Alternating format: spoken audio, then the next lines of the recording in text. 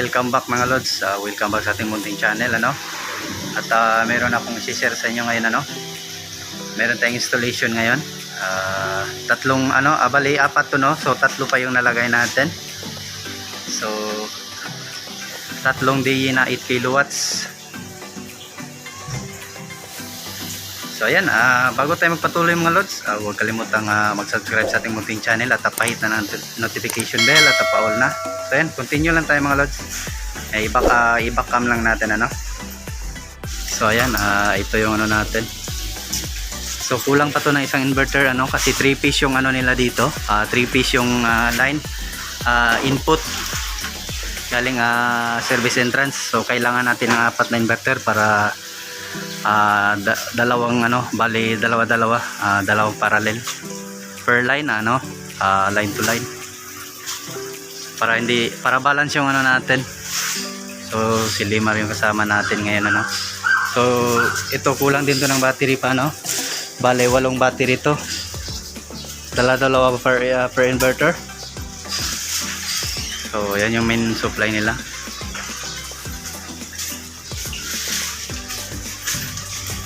So bali 16 kilowatts, kasi 8 kilowatts kada isa.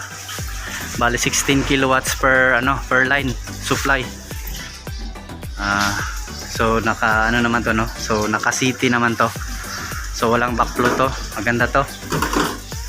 So yan, naka-ready na din yung mga natin. Yung mga battery may kanya-kanyang breaker.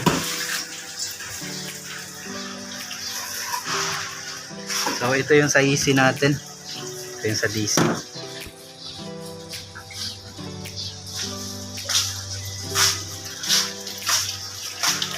So medyo natagalan to, na project, kasi nga yung materials kasi hindi ma-finalize, kasi nga pabago-bago yung isip nila. So ayan, continue lang tayo mga lods.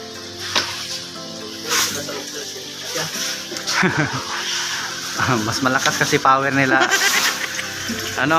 Lugi tayo. Tumatawa lang sila.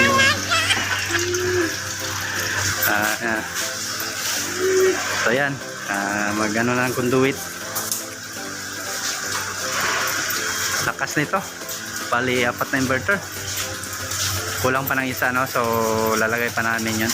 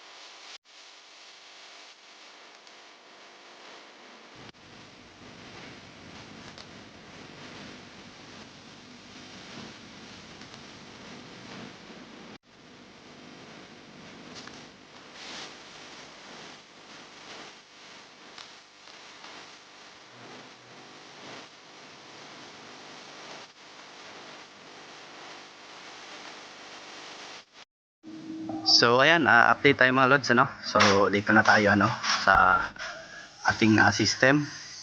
So itong dalawa, no, ano to sila, nagparallel to. Yung one at saka to. Yung isa natin is wala pa siyang kasama, no. So solo plate lang muna.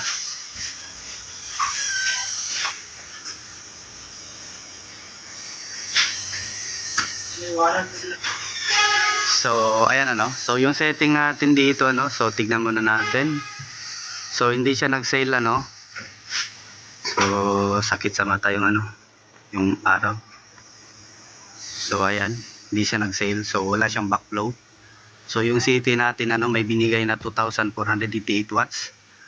Papuntang ano, papuntang grid, ano. And then so naka-negative tayo, no. So hindi yan siya nag-upload. Dumi ng kamay ko. Then yung solar power natin is nasa 2,739 watts. Yung PB1 ay nasa ano, 267 volt and then 5 ampere, no, kasi hindi pa man din tumakbo yung inverter natin. So, hindi pa tayo nag-change power. So may 1,000 watts sila, no, kada IPPT. And then battery natin, ano. So wala pa tayong load kasi naka-negative pa naman, ano. So yung setting natin is a grid. So general standard, 220 volt single phase. And then naka 6 Hz tayo. Reconnection time 10 seconds. And then yung grid high hertz natin is 64 Hz. And then yung low natin is 59.3 Hz. So ayan. And then yung advanced ano natin. So yung setting natin parallel. So ito master, nilagay natin sa Modbus address niya is so, number 1. And then piece A. So dito naman tayo sa ating inverter 2. So sa parallel to, no. So nakaparallel na ang output nito mga lods, ano. So yung grid natin is ganun din. Same lang. And then yung hertz at saka sa high and low, no, same lang. And then dito sa advance is naka-check yung parallel natin. And then slave, yung Modbus address natin is number 2. And then piece A. So ayan. So ito under command lang to ng ano, ng master natin na inverter. So yung isang inverter natin, ano, kasi nga yung current namin dito is split phase, ano. So i-split phase sana, kaso yung pinadala na inverter, ano, is ano lang, single phase. So yung split phase pala is country na US, ano. So yung style ng current namin dito is parang US. Dalawang live, isang neutral. So kaya hindi pala ito supported sa ano. Kaya yan, medyo na ano kami, nagkalito-lito sa pag-setup, ano. So sinubukan namin ito in split phase kanina, no. So hindi siya nag-function, ano, kasi hindi nga supported sa inverter. So yung set naman nito is same lang din doon, ano. Parang stand-alone lang din na to. Solo flight lang muna siya. Iniwan siya na hindi pa dumating yung kasama niya. And then yung advanced function natin is ayan, naka-master pa lang siya, no. Hindi natin i-check yung ano, parallel kasi baka mag-alarm kasi wala siyang kasama. So ayan, master muna and then phase A. So single phase lang siya. So wala namang alarm, ano. So dito tayo tingin sa ating ano, connection sa parallel. So yung CT natin is nilagay natin dito sa 5 and 6, ano. White black, yung white sa 5, yung 6 is yung black is sa 6. And then ito yung sa CAN battery natin. And then yung ano natin, nalagay natin sa parallel B, yung itong kulay yellow, ano, na RG45. And then dito din sa ano, pagdating parallel B din. So ayan. So wala na siyang ibang ano, wala na siyang CT, ano.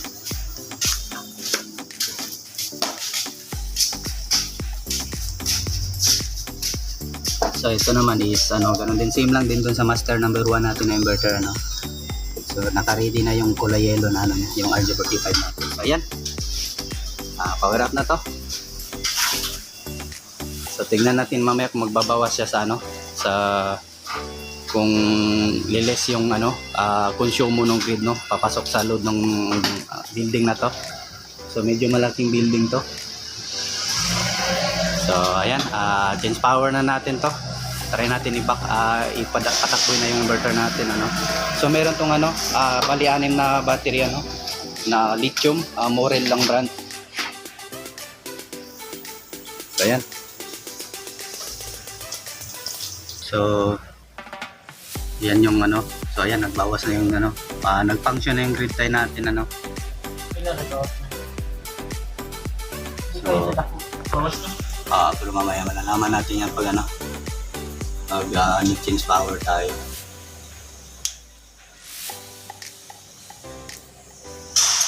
Nakikipos tayo? Wala lagi. So ayan, nag-harvest na mga lods, ano.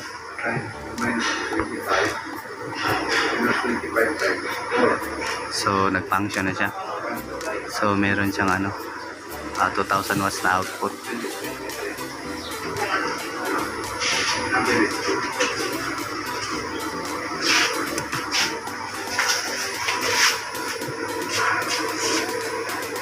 Anong internet? Ikaw na naman.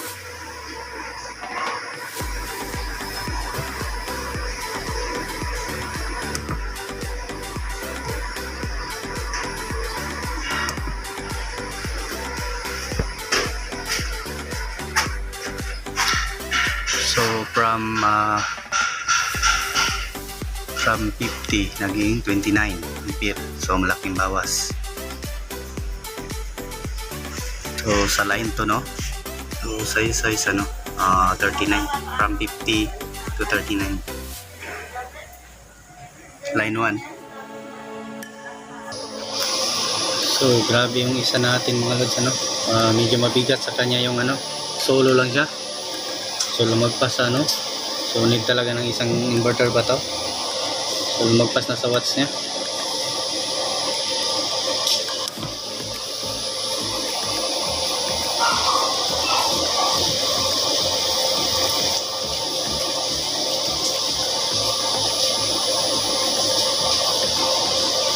Hindi maka-charge yung battery niya. Tingnan.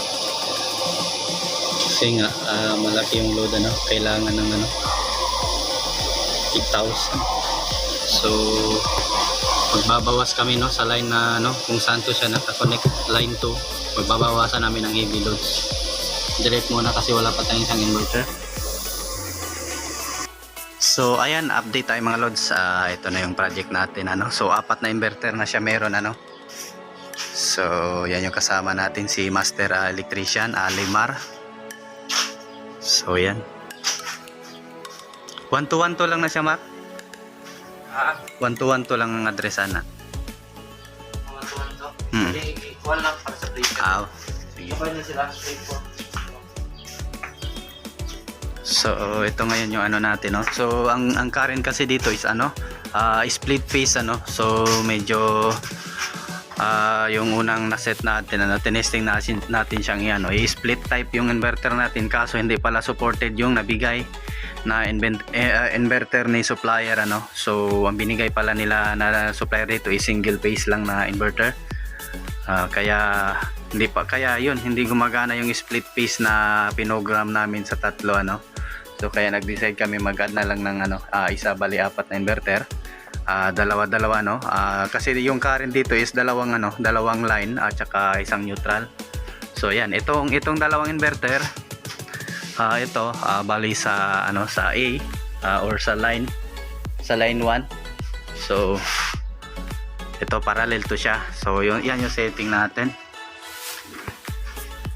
So ito yung master natin, and then ito din yung slave natin, ano, pero nakaparallel siya. And then yung ano natin, yung isang ano, sa B, sa line B natin or sa line 2, no. So ito din yung ano natin setup. So parallel at number 1 yung Modbus address niya, and then piece A.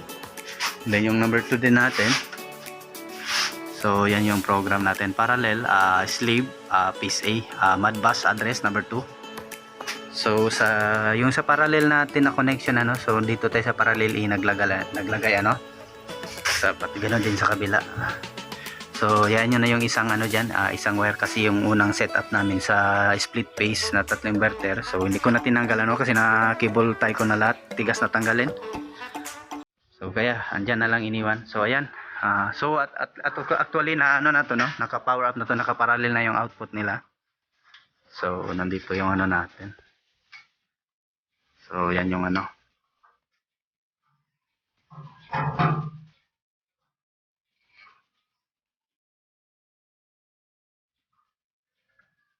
So balance yung ano nila, line to line.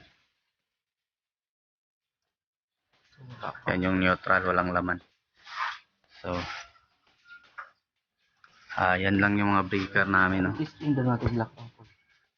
So nandun yung kada output na breaker namin, ano. So yung safety breaker yung ginamit namin, hindi yung DIN rail. So try, wala naman siguro ano. Testing siya nga ito black out. Sige, line to line. No.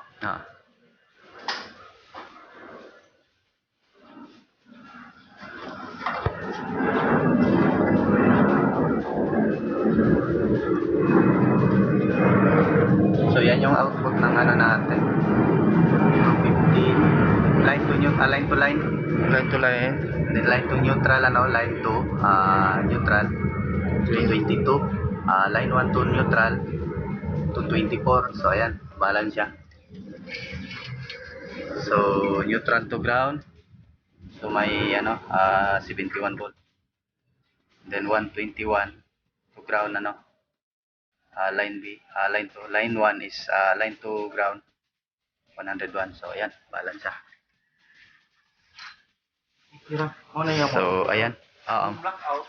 Muna lang yung Muna yung output, balance na siya. So ayan, bali 1,200 yung ano natin dito, no. 1,200 yung battery natin. Ampere. So exit na natin. Iyon na ho. Ang kuhan. And then set din natin dito sa kabila. So ano yung flash pala natin. So dito tayo sa master magtingin. Sa master so yung battery natin, yan yung setup natin, ano. Use battery volt lang tayo kasi hindi nagko-communicate yung ano, kapag nilagay natin sa lithium, ano, sila nagko-communicate ni DE yung ano niya. So hindi ata sila compatible. So medyo kulang pa tayo sa ano, kumbaga kulang pa tayo ng ano, experience about sa battery connection na sa BMS. So yan yung ano natin, setting sa number 1. Same lang din dito sa kabilang ano, kabilang piece na ano, battery natin. 50 ampere yung max charge natin, ano. So max discharge is 150 kasi marami naman. So medyo mabigat din kasi yung mga loads dito, ano. So kaya need natin lagay sa 150 para hindi mamatay yung ano, hindi mag-trip off yung inverter natin. Yung grid setting as general standard lang tayo, ano. And then 220 single phase. And then 60 Hz, reconnection time 10 seconds, grid hertz high ay sa 64, and then grid hertz low 59.3. So yan. And then sa advanced function natin, yun na yung kanina yung sa parallel, ano. So ayan, done na tayo dito mga lods, ano. So success na yung ano natin, project. So ayan, thanks for watching mga lods, close na namin, no. At uwian na. I-check na ito ampere. Sige. So check pala natin yung ampere, ano.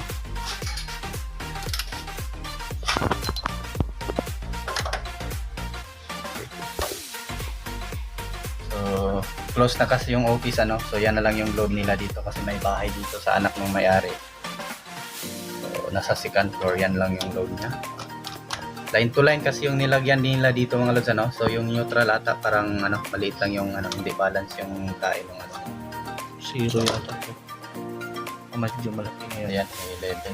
So hindi balance yung paggamit nila sa ano, pag-tapping ng mga line to line papuntang ano nila, papuntang mga loads. So yan, kaya si Master Limar na bahala dyan. babaguhin niya pa yan yung sa taas, ano, yung sa pinaka main entrance ng ano, ng mga loads ng ano niya, anong building na to. Kasi line to line yung ginamit nila. Yung neutral, sayang kasi yung harvest ng neutral natin, ano, nasa 90 ampere kapag ka mainit. So hindi nagagamit, yung line to line lang yung ginagamit nila. So ayan. So ayan, hanggang dito lang muna tayo mga lods, ano. So success na to, done na to, close na lang namin. So ayan, thanks for watching.